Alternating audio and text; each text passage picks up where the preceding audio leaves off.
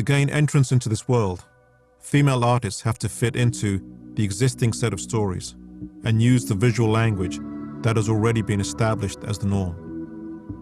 Musical ability is only one of the talents that are needed to establish a presence in the dream world, and it is clear that many female artists thoroughly understand the requirements of the pornographic imagination.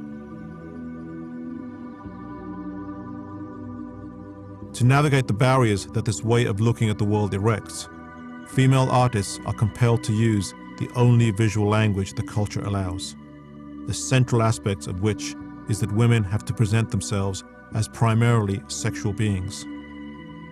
So predominant has this image of the female artist become that it is difficult to even imagine what an alternative might look like. The challenge for female artists is to try and stay true to their own vision of themselves. But the pressures to conform are relentless, and the conventional techniques that are adopted are easy to identify, no matter the genre. Female performers take on the fantasy roles the pornographic imagination dictates.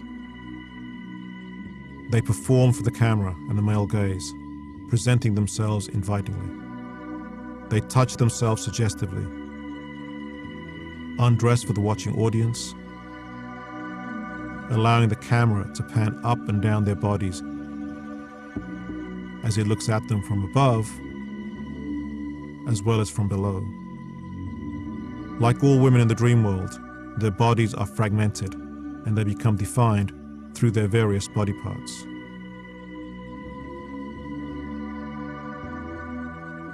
Even artists such as Madonna, who want to present themselves as assertive, independent, and powerful, have to do it from within the conventions of the dream world when it comes to highlighting their sexuality.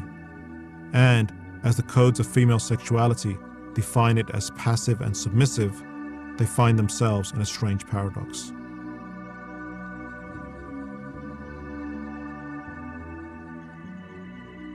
In more recent years, Gwen Stefani reveals the same contradiction. On the one hand, independent, energetic, and in control, but always at the same time, soft and safe within the conventions of the pornographic imagination. These pressures to conform can also be seen if we look at the representations of some artists over time. For example, the singer-songwriter Jewel had for many years carved out an image of herself as a serious and authentic artist, who made headlines with the video Intuition, where she very knowingly and skillfully, perhaps tongue-in-cheek, recreated many of the conventions of the dream world, knowing what is necessary for survival. And the video is really over the top. I mean, they're doing things in this video I never thought I'd do, like, you know, dancing, spray down with fire hoses, you know? It's sort of just, it's silly, you know, it's silly and completely over the top, and something you would absolutely see in the music video, you know? It would just be an insane thing. And once you have entered this world, it is difficult to change direction. Jewel's subsequent video was based on a song dealing with serious social issues, including poverty and violence.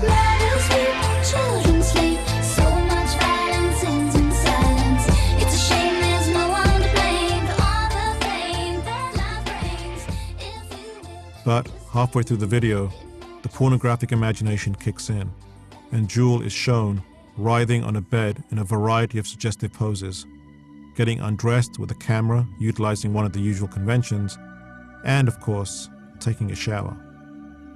There seems to be no escape from male video directors wedded to the pornographic imagination. But the same pattern can be detected in the careers of many female stars. It is instructive to remember Mariah Carey's original image was much more innocent. Before, it seems, she threw herself wholeheartedly into the stories that the culture seems to demand from female artists to ensure success. Early in her career, Christina Aguilera, too, was marketed in a gentle manner to young girls. That changed dramatically with a video that marked her full-scale emergence into the adult dream world of music video.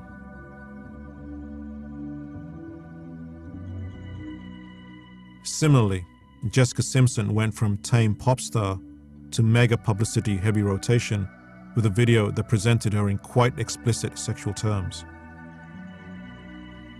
All these cases make clear that the price of female entry into what is considered the mainstream of the culture is to accept the vision of the pornographic imagination, that the only things of value about women are their bodies and their sexuality, and their willingness and desire to enact male fantasies.